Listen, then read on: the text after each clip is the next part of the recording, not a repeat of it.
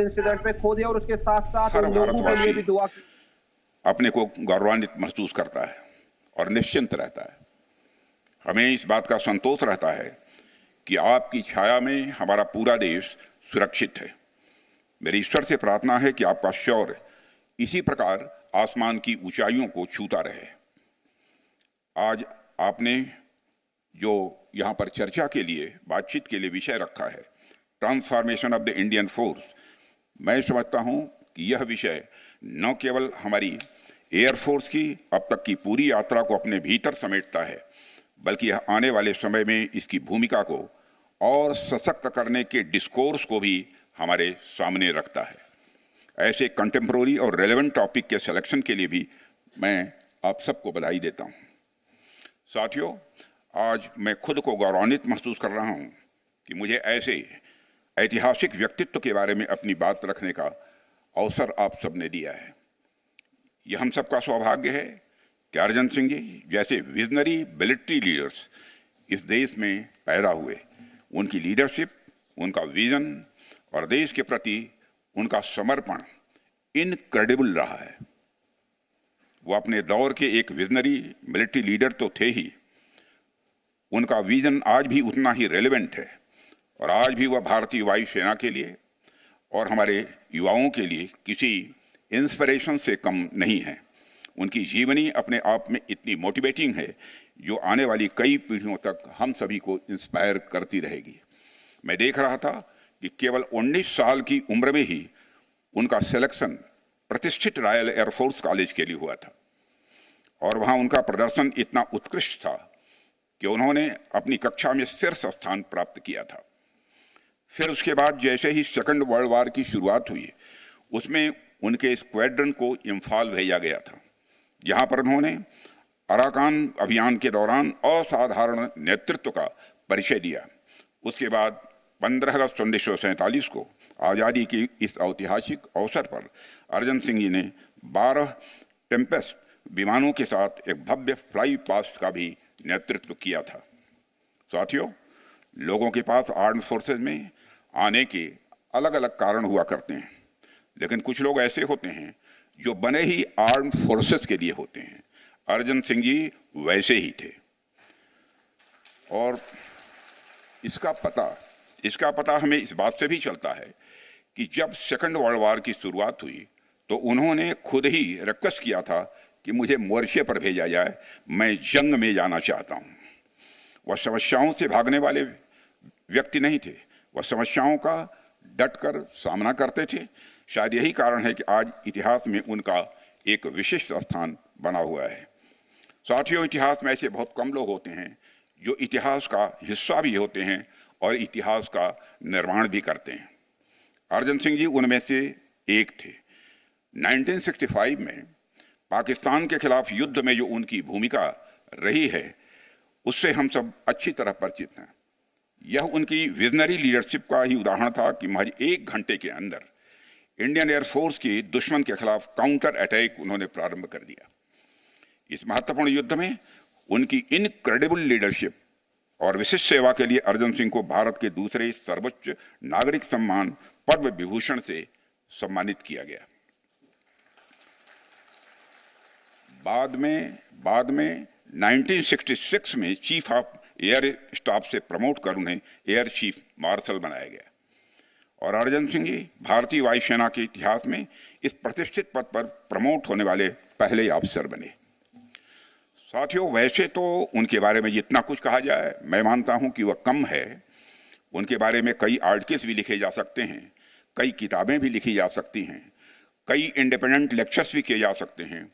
फिर भी कुछ बहुत सारी बातें छूट जाएंगी, क्योंकि उनका जो व्यक्तित्व था और उनके काम का जो दायरा था वह इतना विस्तृत था कि उसे कुछ शब्दों में बांध पाना यह लगभग असंभव है। आज भी भारतीय वायुसेना पर उनकी छाप हमें स्पष्ट रूप से देखने को मिलती है और यह बात भी एक हद तक सही है कि जब भी कोई संस्था सफलता की ओर अपने कदम बढ़ाती है तो उसमें उसके फाउंडिंग फादर्स के विजन का बहुत ही इम्पॉर्टेंट रोल होता है। जो विजन, जो इथोस उन्होंने हमें दिया था, वह आज इंडियन एयरफोर्स के प्रोफेशनलिज्म और परफॉर्मेंस में स्पष्ट रूप से दिखाई देता है। आज यदि हमारी सेना दुनिया की सशक्त वायु सेनाओं में से एक है तो इसके पीछे कहीं न कहीं उनके विजन का एक बहुत महत्वपूर्ण योगदान है।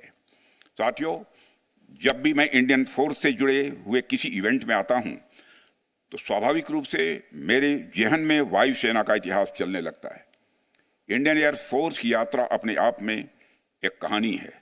कहानी नहीं बल्कि मैं कहूंगा कि यह इपिक है, एक एस्पायरिंग इपिक, एक इंस्पिरेशनल इपिक और एक ट्रांसफॉर्मेशनल इपिक, जो सिर्फ आसमान में उड़ान भरने की नहीं बल्कि राष्ट्र की सुरक्षा के सपनों को हकीकत में बदलने की यह एक गाथा है। साथियों, आप जानते हैं कि इंडिपेंडेंस के बाद किन परिस्थितियों में हमारी एयरफोर्स आगे बढ़ी है, कितने कम रिसोर्सेस के साथ हमने एक नई शुरुआत भी की है। न जाने कितनी कठिनाइयां हम सबको झेलनी पड़ी हैं, लेकिन उन तमाम समस्याओं को झेलने के बाद भी हमारी एयरफोर्स कहीं रुकी नहीं, कहीं थमी नहीं, बल्कि लगातार और सशक्त होती चली गई। इसमें नए नए मजबूत विंग्स जुड़ते गए। 1965 की जंग हो या 1975 की जंग हो, गोवा लिबरेशन ऑपरेशन या फिर 1999 की कारगिल वार हो, ऐसे अनेक मौके आए हैं जहां इंडियन फोर्स एक डिसाइसिव फैक्टर के रूप में उभरी है। आज स्थिति यह है कि हम दुनिया की सबसे ताकतवर फोर्सों में से एक हैं।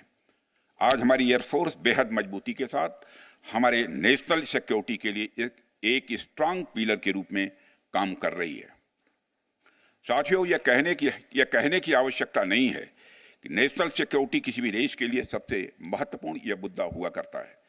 कोई भी राष्ट्र तभी विकास कर पाता है जब उसकी सीमाएं सुरक्षित हों और जब वह आंतरिक रूप से सिक्योर हो।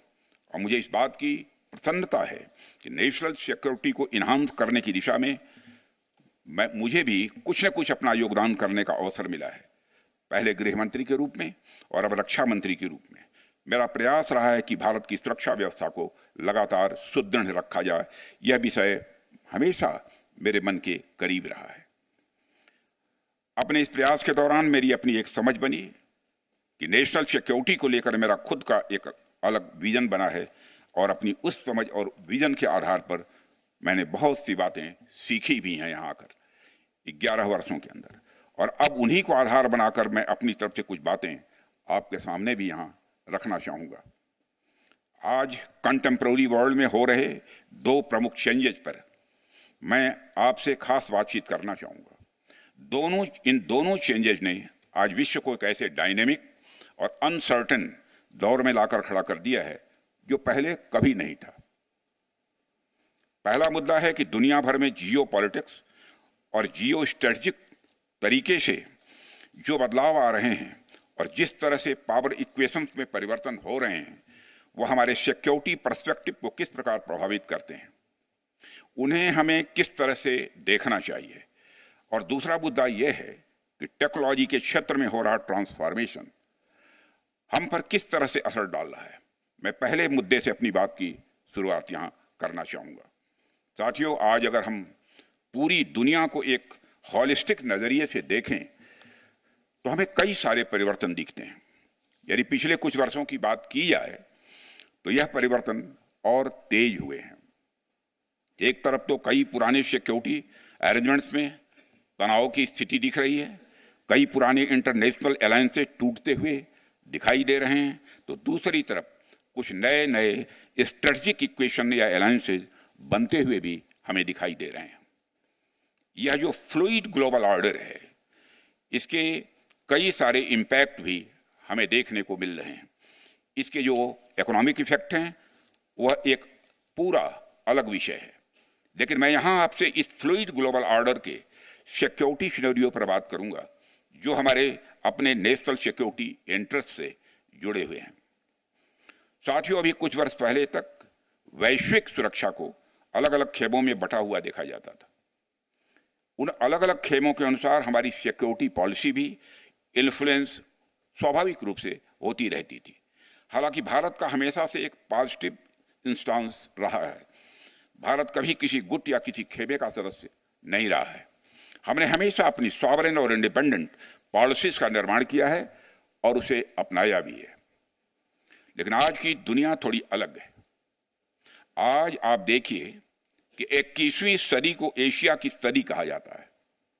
इस कारण 20वीं सदी की जो क्रॉस अटलांटिक पावर इक्वेशंस थी वह अब शिफ्ट होकर एशिया की ओर हमारे नजदीक आ गई हैं और इंडो पैसिफिक रीजन आज स्ट्रेटेजिकली दुनिया का सबसे इंपॉर्टेंट रीजन यह बनकर उभरा है।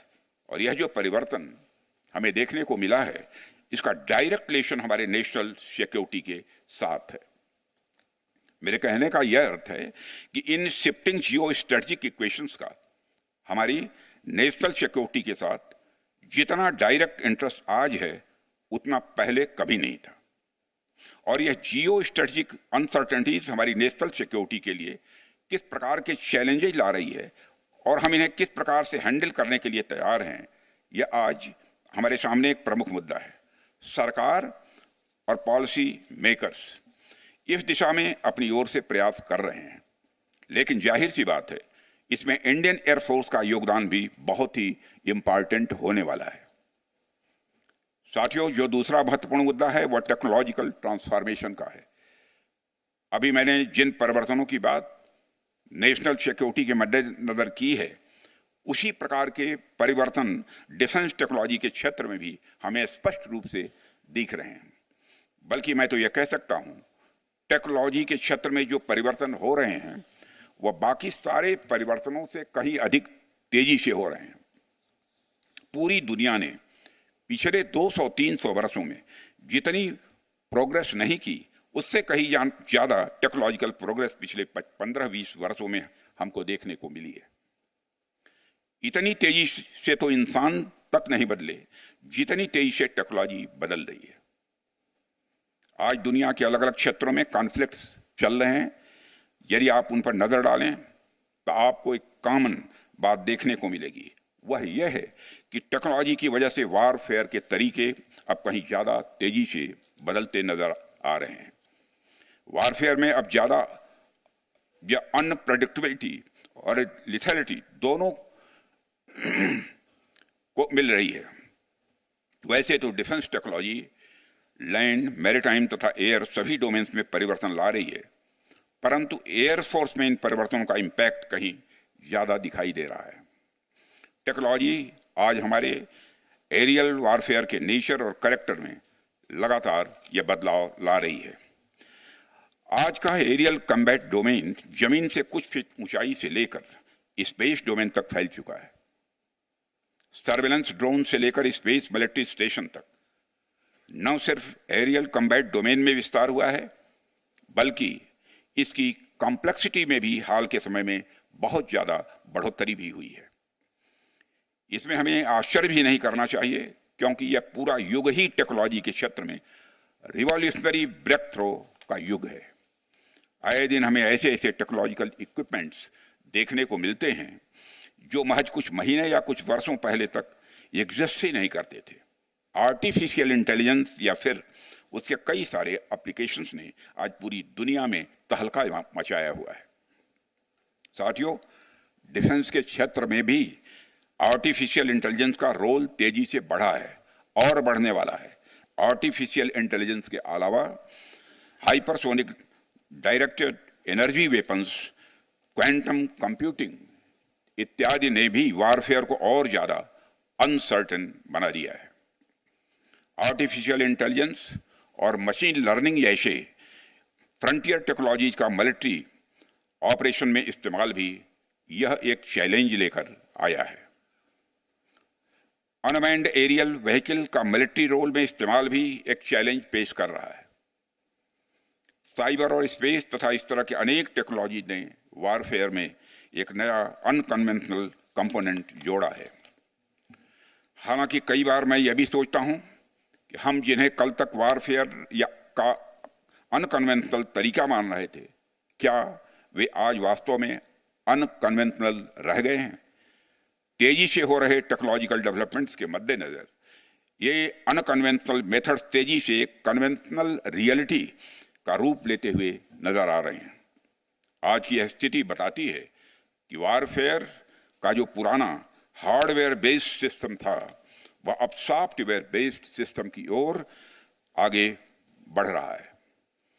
और जो कॉन्फ्लिक्ट्स हमें अभी देखने को मिल रहे हैं, इसका आकलन करके एक बात तो निश्चित रूप से कही जा सकती है, और वह यह कि आने वाले समय में वॉरफेयर भी सॉफ्टवेयर बेस्ड सिस्टम पर ज्यादा डिपेंड करेगा। साथियों, कुल मिलाकर मैं यह कहना चाहता हूं कि परिस्थितियां चाहे जियो स्ट्रेटेजिक हों या टेक्नोलॉजिकल ट्रांसफॉर्मेशन की हों, दोनों परिस्थितियां आज पहले की तुलना में कहीं अधिक कॉम्प्लेक्स हैं। इसलिए आज जब हम सिक्योरिटी पाथवेज के नए नए फॉर्मुलेशंस का प्रयास करते हैं या फिर पॉलिसी फॉर्मुलेशन का प्रयास करते हैं, तो हमें दोनों एस्पेक्ट्स पर, दोनों पहलुओं पर विशेष ध्यान देने की जरूरत है। चाहे शिफ्टिंग ग्लोबल ऑर्डर हो या टेक्नोलॉजिकल चेंजेस, दोनों ने हमारी ओवरऑल सिक्योरिटी सिनेरियो पर डायरेक्ट इम्पैक्ट डाला है।